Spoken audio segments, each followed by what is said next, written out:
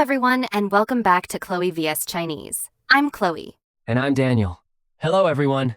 Today, we are taking you out of the classroom, out of the corporate boardroom, and straight into the heart of Chinese culture, the family home. Going to a Chinese friend's house for dinner, or Dao Zhonggu Pengyou Jia Zuoke. It sounds lovely, cozy, and full of delicious home-cooked food, right? That's exactly what I thought, Chloe.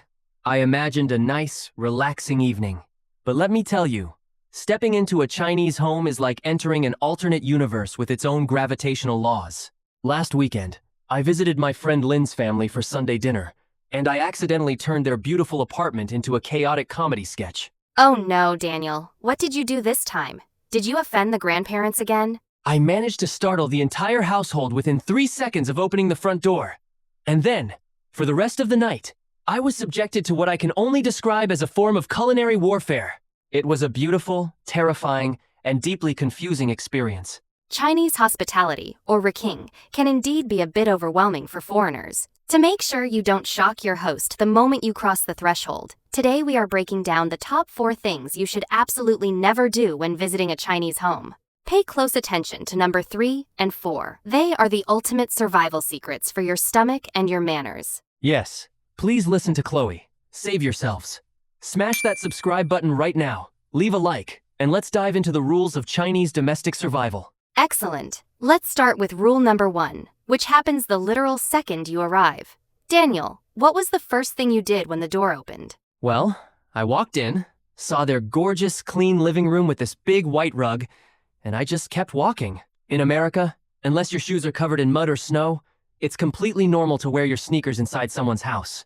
But the moment my foot touched the floor, Lynn screamed, "Daniel, stop!" Her mom gasped, and her dad looked like I was carrying a biohazard. Oh my God, Daniel. Rule number 1. Never, ever wear your outdoor shoes past the entryway, or shuangguan. In China, this is a sacred rule. Lynn immediately grabbed this pair of bright blue plastic slippers, or baoshi tuaxie, and shoved them at my feet. I felt so clumsy. In China, outdoor shoes carry the dirt and bad energy of the streets. Walking on someone's floor or carpet with shoes on is considered highly unhygienic and disrespectful to the person who cleans the house. Almost every Chinese household has a shoe cabinet right at the door and a collection of toxie for guests. Even if the host politely says, "Aiya, buyong toxie, jinlai ba," which means, "Oh, no need to take off your shoes, you must still take them off." It's just a polite phrase. Wow. So even if they tell me not to, I still have to do it? It's another Tai Chi game! Exactly. Always look for the slippers.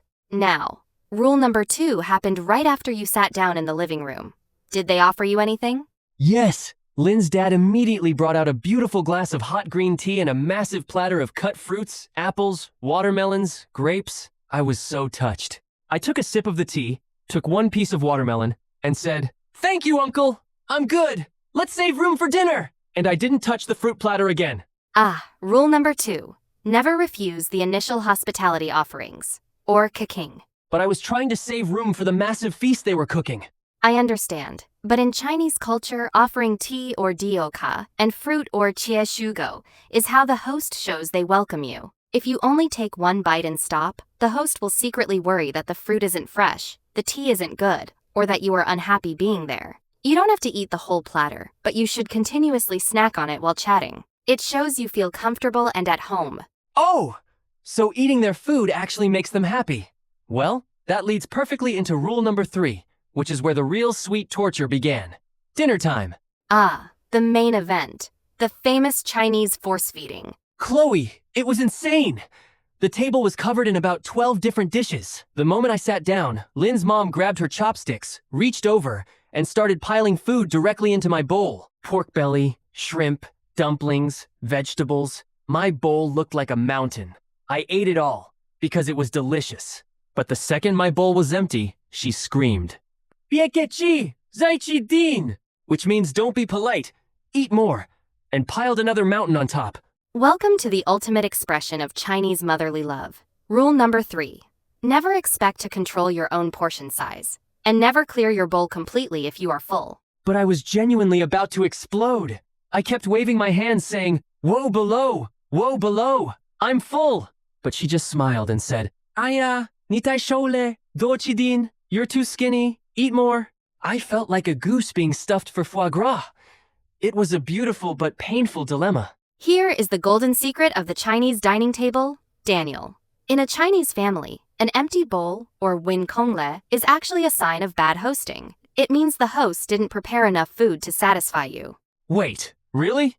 Yes, if your bowl is completely spotless, the mom thinks, oh dear, he is still hungry, I must feed him more. So, if you want to signal that you are genuinely, absolutely full, you must leave a little bit of food, just a tiny bite of rice or meat, at the bottom of your bowl. That is the universal code for, your food was amazing, I am stuffed, and you are an incredible host. Oh my God, Chloe. You are telling me this now?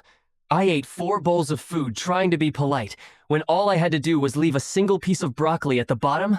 Yes, leave a little bit of food to save your stomach. Now, what about rule number 4? Did you try to help clean up after the marathon of eating? Yes, I wanted to be the perfect American guest. I stood up, gathered my greasy bowl and plates, and started walking toward the kitchen sink to wash them. Suddenly, Lynn's mom and dad literally chased me into the kitchen, grabbed the dishes out of my hands, and practically pushed me back into the living room sofa. It felt like I was committing a crime. Rule number 4. Do not force your way into cleaning the dishes. Exactly. In a Chinese home, guests are treated like royalty. Washing the dishes, or ex-win, is strictly the host's job. If you insist on doing it, it makes the host feel like they are failing in their hospitality, or it implies that you think their kitchen isn't clean enough. Wow.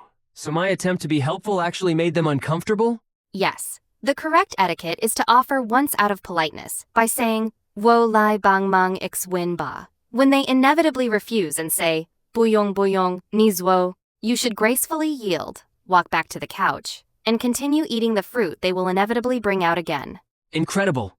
So, let's do a survival recap for visiting a Chinese home. 1. Always take off your shoes and put on the slippers. 2. Eat the fruit and drink the tea they offer. 3. Never empty your bowl completely if you want the food to stop coming. And 4. Offer to help wash dishes once, but lose the battle gracefully. Perfect summary, Daniel. See, Chinese hospitality is all about abundance and making sure the guest feels completely cared for, even if it feels a little overwhelming at first. It really is beautiful. Once I understood the rules, I realized Lynn's family wasn't trying to stress me out. They were just showering me with love. Next time, I'm bringing a looser pair of pants and leaving that last piece of broccoli in my bowl. Smart move, Daniel. To our lovely audience, what is the most surprising rule about visiting a home in your culture? Do you force-feed your guests too? Let us know in the comments below. Don't forget to subscribe to Chloe vs Chinese, give us a like, and share this video with your friends before your next home visit. Thank you for watching, everyone. Zaijian for now. Zaijian! See you next time!